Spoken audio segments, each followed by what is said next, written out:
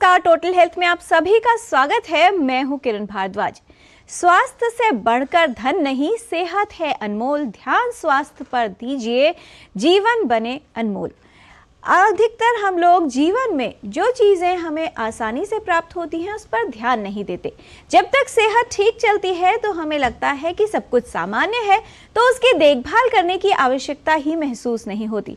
लेकिन जब कोई समस्या आ जाए तो फिर अस्पतालों और विशेषज्ञों के पास चक्कर लगते हैं, बहुत सा समय खर्च हो जाता है, परिवार के लोग भी परेशान होते हैं और साथ ही सेहत बिगड़ती जाती है।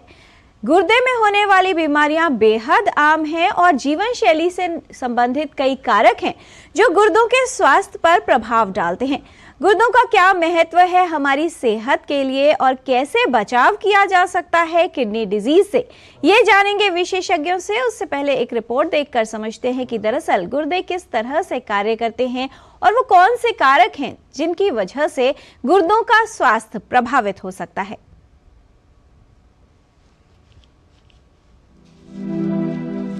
गुर्दा रोग एक बड़ी समस्या है जो काफी लोगों को प्रभावित करता है। गुर्दे पर प्रभाव होने पर धीरे धीरे उसका कार्य प्रभावित होता है और गुर्दे के कार्य करने की क्षमता कम होने लगती है। दरअसल गुर्दे मानव शरीर का एक महत्वपूर्ण अंग है जो कई कार्य करते हैं। गुर्दों के प्रमुख कार्य हैं शरीर से हानिकारक तत्वों को मूत्र के रूप में अलग करना, रक्त से हानिकारक तत्वों को अलग करना, शरीर में पानी, तरल पदार्थ और खनिजों का संतुलन बनाए रखना, रक्तचाप को नियंत्रित रखना और रक्त कणों के उत्पादन में सहायता करना। हड्डियों की मजबूती बनाए रखने के लिए गुर्दे विटामिन डी को सक्रिय रूप में परिवर्तित करते हैं, जो भोजन से कैल्शियम के अवशोषण, हड्डियों और दांतों के विकास और हड्डियों को मजबूत व स्वस्थ बनाए रखने के लिए आवश्यक होता है। यदि गुर्दे प्रभावित हो जाएं, तो कार्य ठीक से नहीं कर पाते। ऐसा कई कारणों से हो सकता है, कोई संक्रमण, दवा का प्रभाव या फिर कोई बीमारी। मोटापा, उच्च रक्तचाप और हृदय रोग जैसे कारक गुर्दों को प्रभावित करते हैं। अपने रक्तचाप को नियंत्रित रखें, खाने में नमक की मात्रा को सीमित रखें, साथ ही एक सक्रिय और स्वस्थ जीवन शैली अपनाएं, जिससे गुर्दा रोग होने की संभावना कम हो और आपके गुर्दे ठीक रूप से कार्य करते रहें। किरण भारद्वाज, डीडी न्यूज।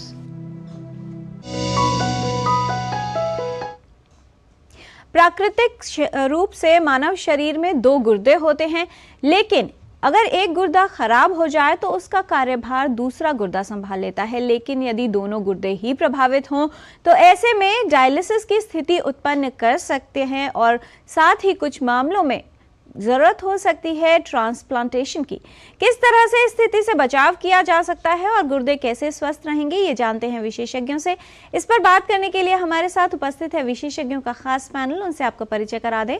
हमारे साथ स्टूडियो में उपस्थित हैं डॉक्टर दीपांकर भौमिक, आप professor and head department of nephrology, all India institute of medical sciences, new Delhi.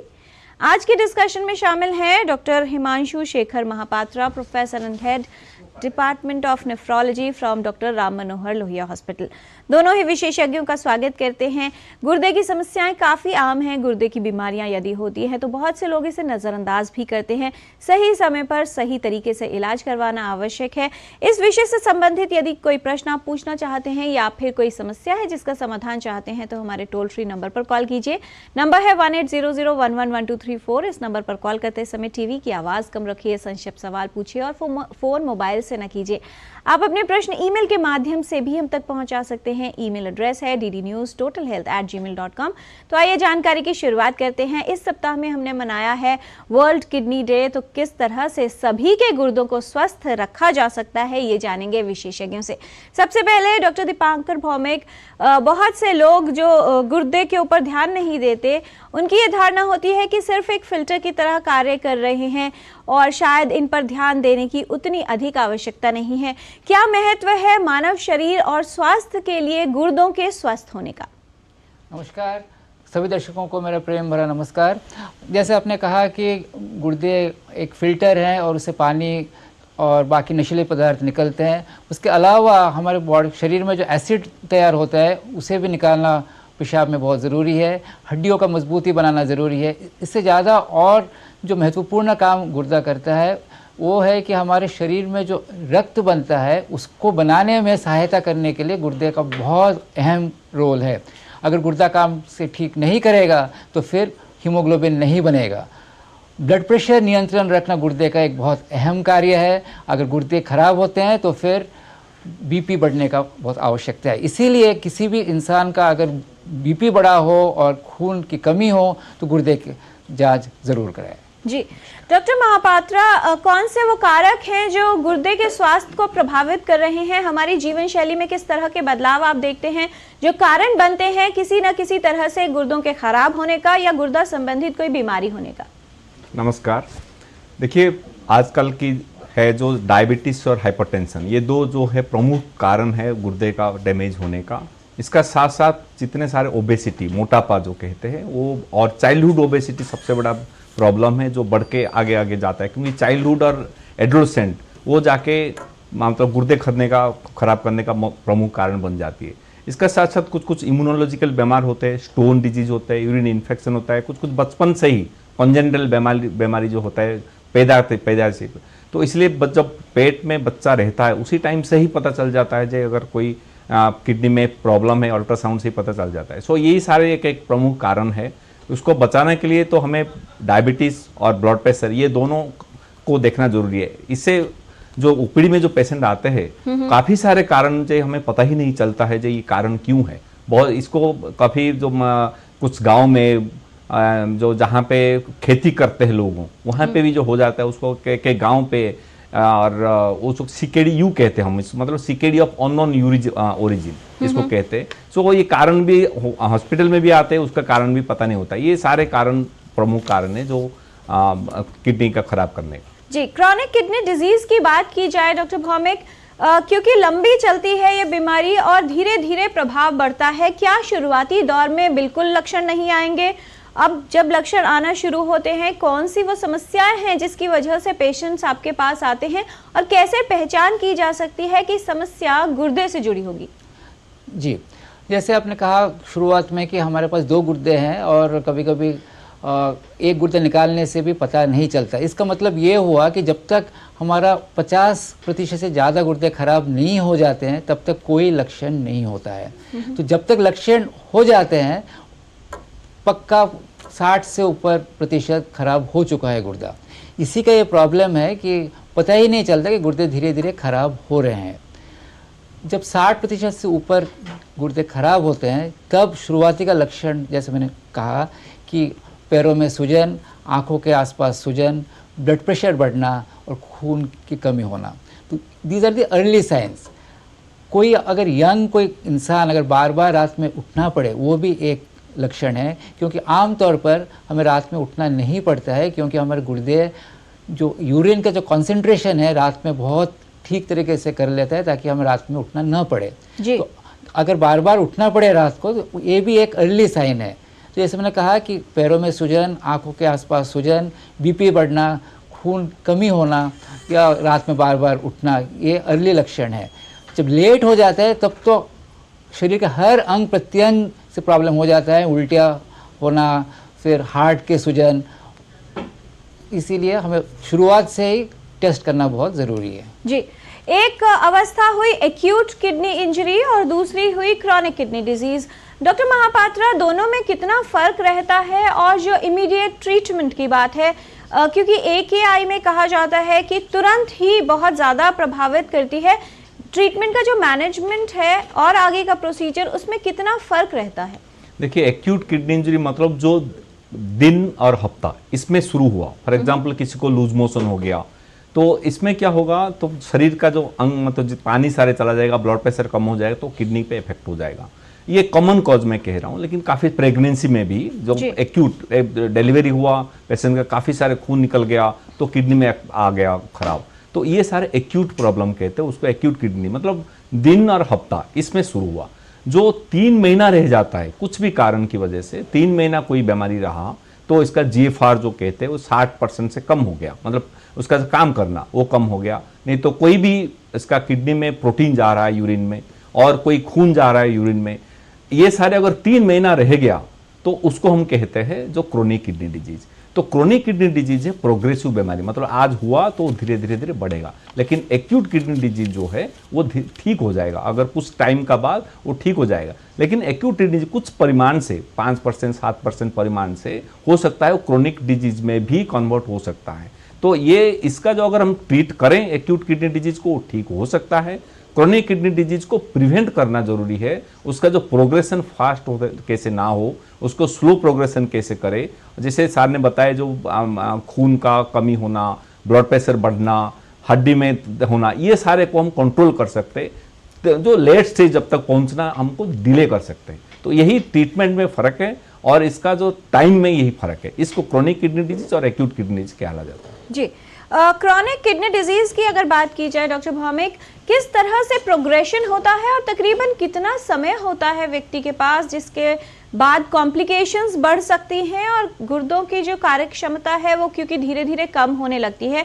और एक सवाल आया है, रीना जी हैं, वो ये कह रही हैं कि उनके हस्बैंड का एज है उनकी 58 इयर्स और उनके यूरिक एसिड बढ़ा हुआ है, क्रेटिनिन के लेवल्स बढ़े हुए हैं। क्या ये इस बात का मापक है या संकेत है कि गुर्दे प्रभावित हो रहे हैं किसी कारण से?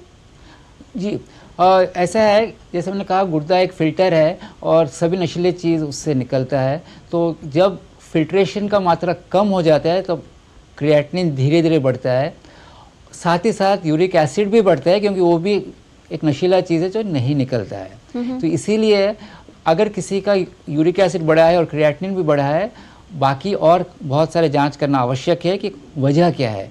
तो शुरुआत में पेशाब की जांच करना ज़रूरी है, जैसे बताया गया डॉक्टर हिमांशु ने कि उसमें प्रोटीन आ सकता है, उसमें ब्लड आ सकता है। तो इसलिए यूरिन एग्जामिनेशन जैसे हमने दिखाया शुरू में करना बहुत ज़रूरी है। घर में भी कर सकते हैं आप, अस्पताल में भी कर सकते हैं। और उसमें हम उसका रेशियो देखते हैं कि कितना प्रोटीन निकल रहा है, और अगर ज़्यादा प्रोटीन निकल रहा है मतलब फ़िल्टर ख़राब होना शुरुआत हो गया है। तो ये है अर्ली साइन।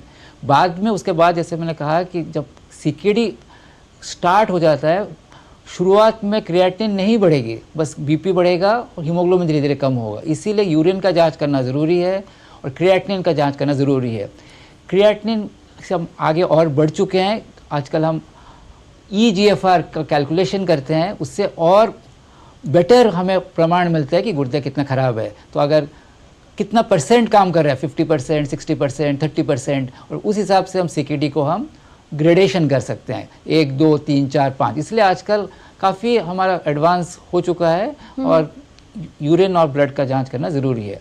आपने पूछा था कि प्रोग्रेशन कैसा होता है, तो अगर सीकेडी हो चुका है, बहुत ज़रूरी है कि सीकेडी क्यों हुआ। हिमांशु महापात्र ने कहा कि उसके 5, 6, 7 वजह है, तो वजह जानना बहुत ज़रूरी है। दैट्स नंबर 1, क्योंकि अगर वजह जान गए तो उसका सही इलाज हो सकता है। उसके बाद मोस्ट इम्पॉर्टेंट है बीपी कंट्रोल। बीपी कंट्रोल बहुत ज़रूरी है ताकि 130-80 के नीचे हो। किडनी प्रोटेक्टिव ड्रग्स, आजकल बहुत अच्छे अच्छे ड्रग्स हमारे पास है, साइंटिफिकली प्रूवन। अगर वो देंगे सही वक्त पे तो बीपी भी कंट्रोल होगा और गुर्दा भी प्रोटेक्टेड रहेगा, अच्छा रहेगा। अगर इंसान को शुगर है, शुगर का इलाज करना बहुत ज़रूरी है। और साथ ही साथ जो कॉम्प्लिकेशंस हो रहे हैं पेशेंट को, उसका भी इलाज करना ज़रूरी है। जैसे मैंने कहा बीपी का, हीमोग्लोबिन का, उसका वैक्सीनेशन करना, क्योंकि उनको बहुत तरह तरह के इन्फेक्शंस हो सकते हैं, हेपेटाइटिस बी हो सकता है, उनको निमोनिया हो सकता है। इसीलिए सबके आजकल इन्फ्लुएंजा है, इन सब के आजकल वैक्सीन अवेलेबल है, उपलब्ध है। तो हमें सही वक्त पे उन्हें वैक्सीनेशन देना ज़रूरी है। जी डॉक्टर महापात्रा, जब व्यक्ति की प्रभाव होने की शुरुआत हो जाती है, यानी गुर्दे कार्य करना बंद करने लगते हैं, डायलिसिस की जो नौबत है या स्थिति है वो किस अवस्था में आएगी? और बहुत बार ऐसा कहा गया कि अगर गुर्दे बिल्कुल कार्य नहीं कर रहे तो सालों साल व्यक्ति डायलिसिस ही करवाते रहते हैं। तो कब ये तय किया जाए कि डायलिसिस की आवश्यकता है, और क्या ऐसे व्यक्तियों में ट्रांसप्लांट ही एक आखिरी और बेहतर विकल्प माना जाता है? देखिए, डायलिसिस जो शुरू होता है, जो पेशेंट ही कह देते हैं डायलिसिस मेरा करो, इसका मतलब सांस फूलना होगा, उल्टी होगा, भूख नहीं लगेगा, पैर में सूजन हो जाएगा, फेफड़े में पानी जम जाएगा, हार्ट बड़ा हो जाएगी, ये सारे चीज़ अगर होगा किसी को भी, वो खुद ही पेशेंट कह लेगा। तो ये पहला चीज़ है जो क्लिनिकली मतलब पेशेंट को देख के पेशेंट का मतलब कहेगा सांस फूल रहा है तो इसका मतलब डायलिसिस करना है। इसका साथ साथ क्रिएटिनिन भी देखा जाता है। अगर क्रिएटिनिन 7-8 से ऊपर हो गया, ये सिम्टम रहा, तो डायलिसिस करना पड़ेगा। मतलब जीएफआर 15 से कम, तो फंक्शन मतलब 85% खराब हो चुका है, 15% काम कर रहा है, इसी टाइम हम डायलिसिस करते हैं। दूसरा है ट्रांसप्लांटेशन। डेफिनेटली ट्रांसप्लांटेशन बेटर है डायलिसिस से, क्योंकि उसका जो लाइफ जैसे स्टाइल बनना उसका खुद बहुत ही अच्छा लगेगा ट्रांसप्लांट से। डायलिसिस आप करते जाओ, उसका आपको इंजेक्शन देना पड़ेगा खून बढ़ाने के लिए, आप दवाई खाना पड़ेगा विटामिन डी करने, इसको रखने के लिए, पेशाब करने के लिए पानी मतलब कुछ दवाई देना पड़ेगा, पानी का रिस्ट्रिक्शन है। लेकिन ट्रांसप्लांटेशन में पानी का रिस्ट्रिक्शन है, आप कुछ भी खा सकते हैं। और नो डाउट कुछ दवाई खाना पड़ेगा, ब्लड प्रेशर का कुछ दवाई खाना पड़ेगा किडनी को बचवाने के लिए, और कुछ इम्यूनोसप्रेशन दवाई खाना पड़ेगा। जी डॉक्टर महापात्रा, आपने ये जो बात कही कि डायलिसिस की आवश्यकता एक सर्टेन पैरामीटर है जिसमें व्यक्ति को पड़ेगी। डॉक्टर भौमिक, कितने प्रतिशत आप बताना चाहेंगे लोग जिनको गुर्दे के प्रत्यारोपण की आवश्यकता है? और क्योंकि गुर्दे का प्रत्यारोपण थोड़ा सा जटिल लगता है लोगों को, कौन व्यक्ति गुर्दे दान कर सकता है? क्या कहना चाहेंगे कि कितनी भूमिका होनी चाहिए सभी की कि अपने गुर्दे दान कर सकें या करने चाहिए?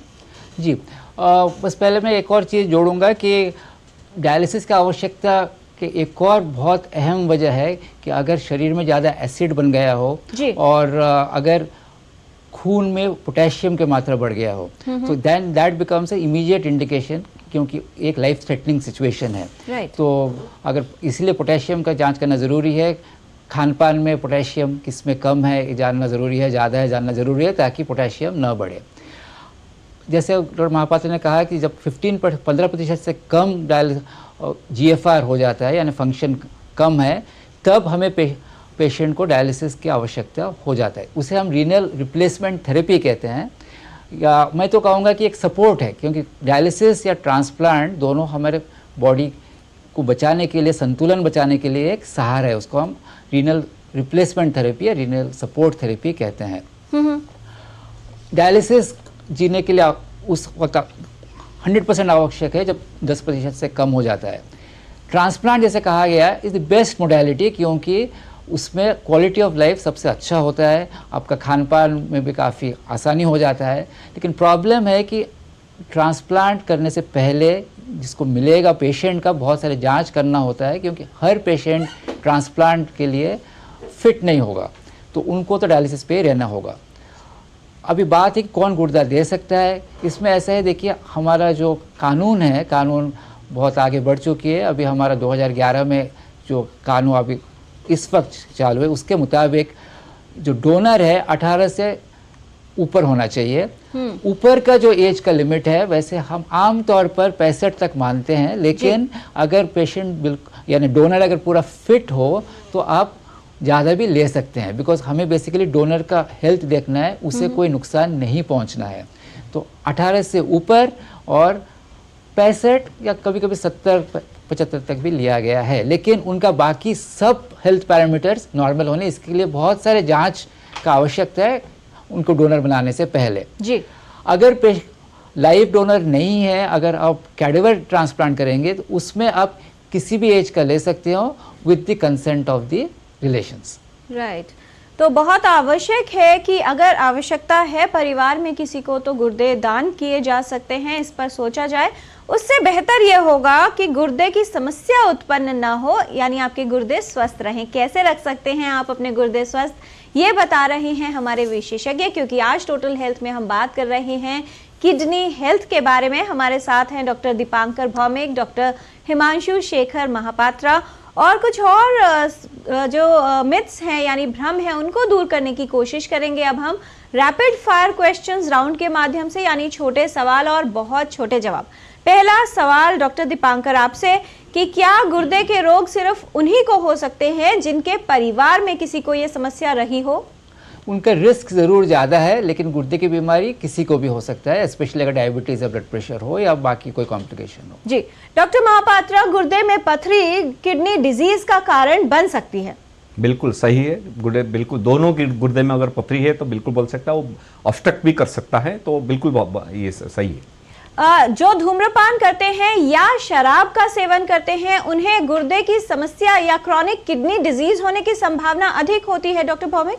जी देखिए, जो धूम्रपान करते हैं वो सभी को पता है कि लंग कैंसर होता है, फेफड़े खराब होते हैं, लेकिन ये भी जानना बहुत ज़रूरी है कि उससे गुर्दे के भी प्रॉब्लम्स बहुत बढ़ जाते हैं, क्योंकि उनके बीपी बढ़ता है और उनके फिल्टर पे डायरेक्ट असर होता है। इसीलिए धूम्रपान करना बहुत ही खराब है। जी, यूटीआई यानी मूत्र संबंधित संक्रमण क्या गुर्दा रोग का कारण बन सकता है डॉक्टर महापात्र? बिल्कुल बन सकता है। बचपन में पेशाब जो नीचे से ऊपर जाएगा तो यूटीआई यूरिन इन्फेक्शन बार बार होगा तो गुर्दे खराब होगा।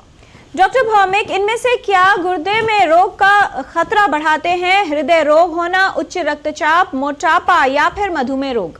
जी ऐसा है, जिन्हें गुर्दे का प्रॉब्लम है उनका हार्ट अटैक्स भी बहुत ज़्यादा होता है। इनफैक्ट सीकेडी के काफ़ी लोग डायलिसिस के स्टेज तक पहुंचते ही नहीं, उनको पहले ही उनका हार्ट अटैक हो जाएगा या स्ट्रोक हो जाएगा। इसीलिए सीकेडी का डायग्नोसिस करना बहुत ज़रूरी है ताकि उनका हार्ट भी बचाया जाए। सिमिलरली अगर हार्ट खराब है तो गुर्दे भी खराब हो सकते हैं। So it is a bidirectional and very important matter. Doctor Mahapatra, बहुत से लोग ये सोचते हैं कि गुर्दे दो हैं तो यदि एक गुर्दे में समस्या हो भी गई तो चिंता नहीं होगी, इसलिए ध्यान क्या देना?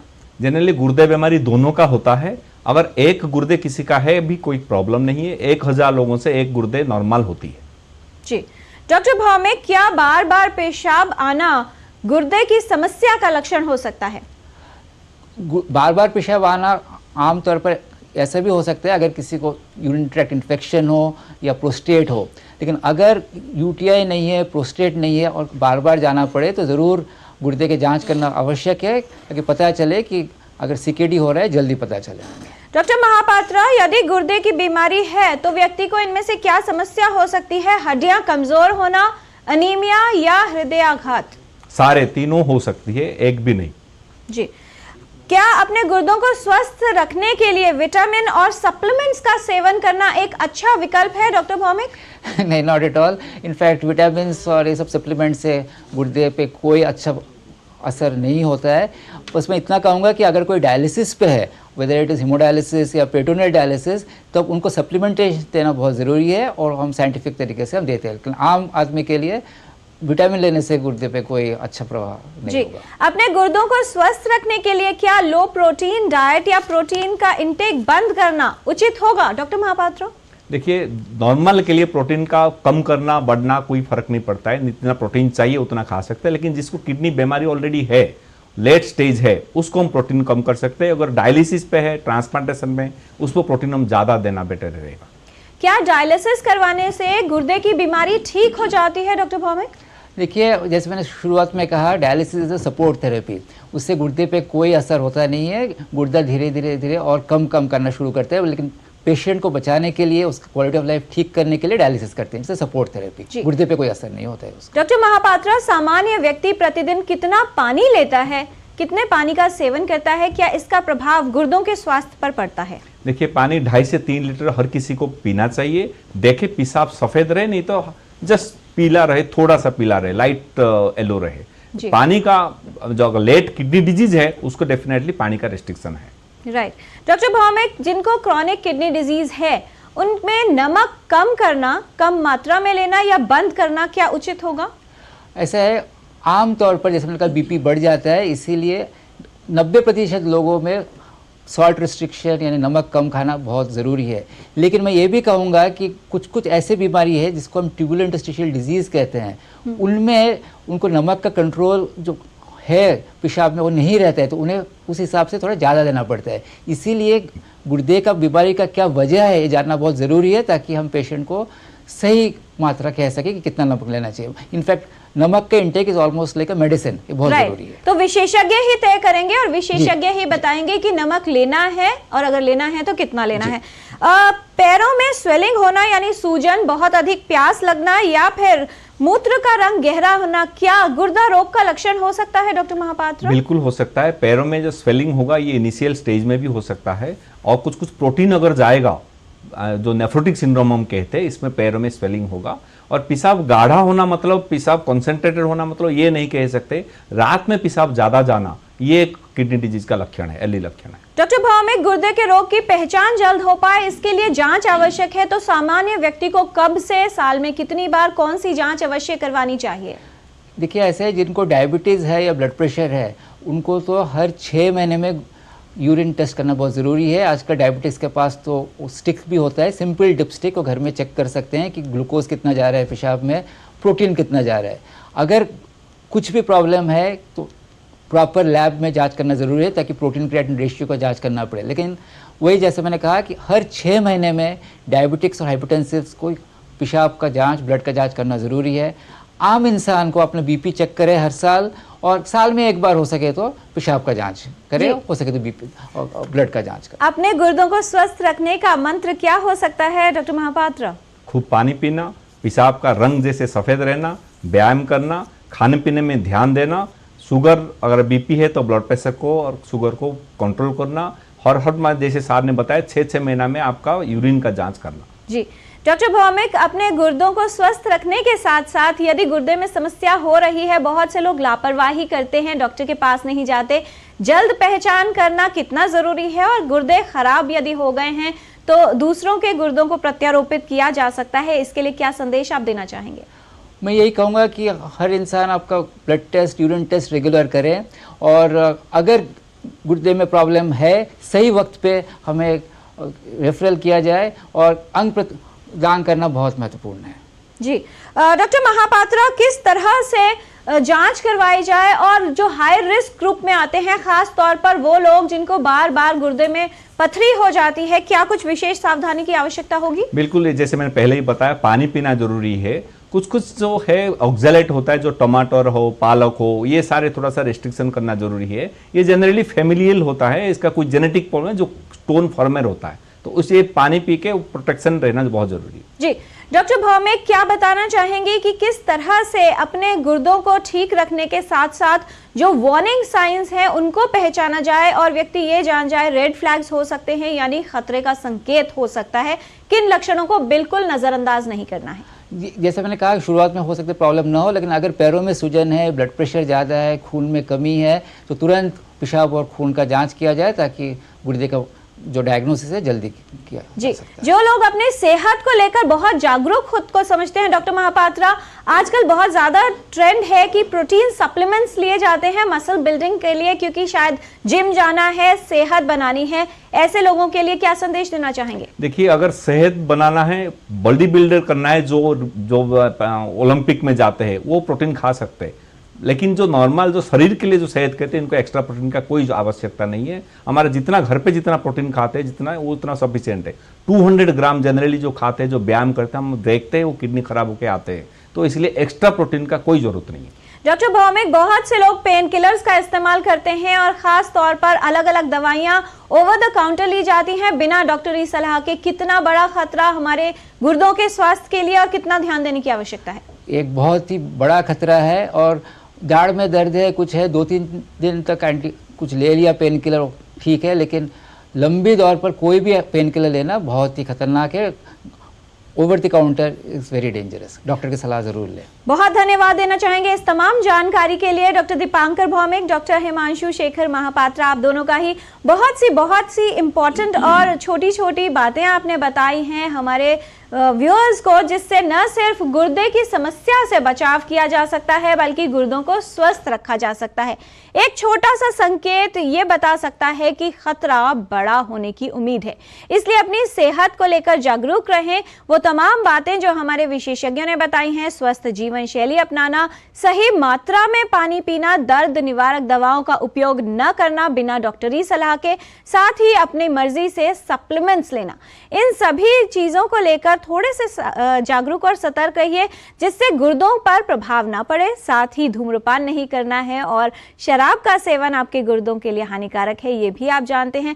तो छोटी छोटी बातें हैं लेकिन महत्वपूर्ण हैं, जो न सिर्फ गुर्दे संबंधित बीमारियों से बचाव कर सकती हैं, साथ ही आपकी सेहत को ठीक रख सकती हैं।